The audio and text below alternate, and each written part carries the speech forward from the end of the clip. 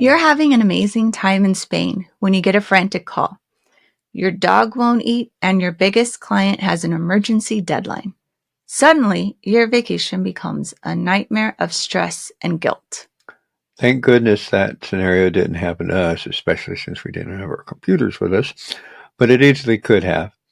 And it taught us that planning for pets and businesses, it's not just for emergencies. It's actually about being able to enjoy your time away. Today, we're sharing what we learned about preparing the two things that can make or break a trip: your furry family and your business. Welcome to Thoughtful Planning. I'm Honey. And I'm Santiago. We help families plan for life's biggest moments without the feeling of being overwhelmed. This is the final episode in our 4-part travel planning series, and we're covering the two areas that can easily stress people out when they travel. Yeah, so a quick note. Okay, we're not veterinarians. We're not business advisors. This is just what we've learned through our own experiences. Always consult professionals for your specific situations. Here's today's essential question to think about. Do you have a plan for someone to care for your pets and your business while you are away? So we have an amazing dog, Tex. He's a handful, though. Mm-hmm. And we've done a whole episode about pet planning. So if you want full details about that, please review episode 15. But this trip really taught us something different and new. Right. So earlier this year, we started cooking Texas food. Then at the last minute, it hit me that I wanted to try to make things as easy as possible for the kennel, which meant I was on the hunt for containers that were food safe, freezer safe, microwave safe, environmentally safe, and easy for the kennel to dispose of. A lot of things that we were looking at in a container. So it sounds really simple, right? Wrong. The kennel would accept anything. It was more me trying to find the perfect containers. This meant I was doing a lot of searching until I thought I found the right ones. But then it turned out I ordered the wrong ones because they weren't microwave safe. So I had to return them. And thankfully, the customer service support team helped me get the correct containers. Yeah, so which delayed Honey cooking the food. So, right before we left, she's cooking like crazy it was like 15 days in total, what she cooked for the time we were going and then some time when we got back, trying to get everything prepared, put into containers and freezing them.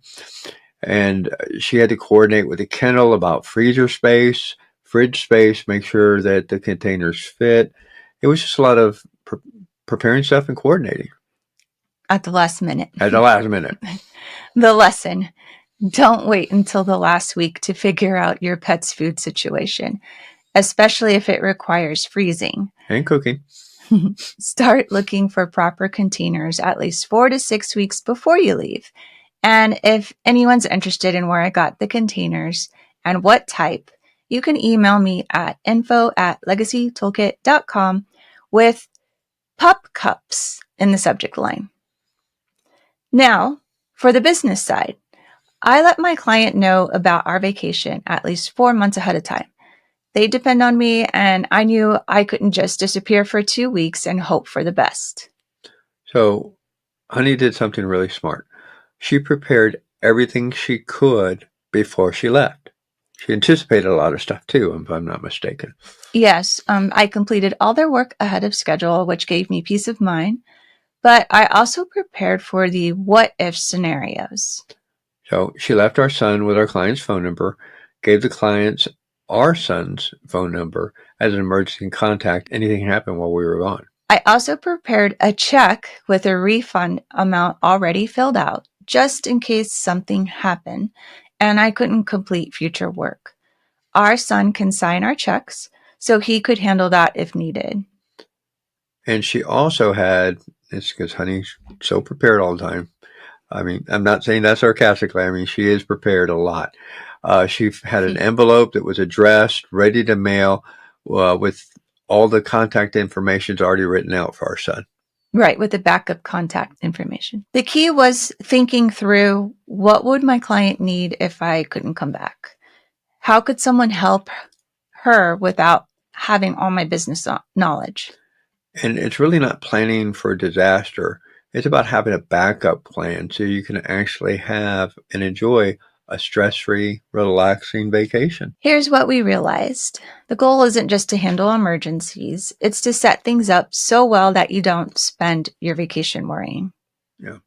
So when we knew Tex was happy and his food was ready to go, and that your client that you deal with covered, we could actually enjoy our trip instead of constantly checking our phone every 5 minutes to make sure there was no emergencies out there. For pets, that means finding caregivers who really understand your pet's needs and having all the logistics worked out ahead of time. Thankfully, the kennel we have used for the past 9 years is very accommodating to all our requests for Tex. For your business, that means finishing what you can beforehand, communicating clearly with your clients about the time you're going to be gone, and then having someone who can step in if absolutely necessary. And in both cases, it means developing a plan early. Don't try to figure this out the week before you leave. So, here's something that you can do before you take your next trip. First, for pets, if you haven't listened to episode 15, go do that for the full pet planning guide. But specifically for travel, research your boarding or pet sitting options now, not later. Ask about their food and their medicine policies, container requirements, emergency procedures. Get all that sorted at least 4 to 6 weeks before you travel. Second, for business, identify at least 2 businesses that could help your clients if something happened to you. Third, finish what you can before you leave. Communicate clear expectations with your clients about your timeline, work pending, and ensure you share that emergency contact stuff. So that wraps up our 4-part travel series. We've covered a lot of emergency procedures, travel insurance, digital access, pets, now business. So there's a lot of information in there. The theme throughout all of this has been a little planning upfront saves a lot of stress later. Whether it's uploading your insurance policy to AI or prepping your dog's food containers. So these aren't really fun tasks that you have to do, but being prepared could be the difference between you enjoying your vacation or having a stressful one.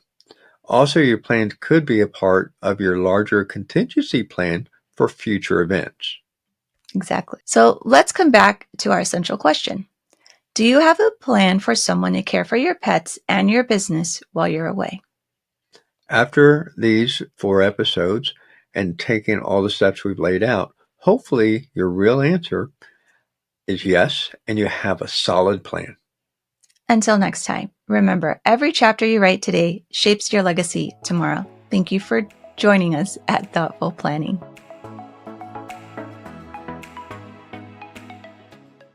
This podcast is part of the Sound Advice FM network.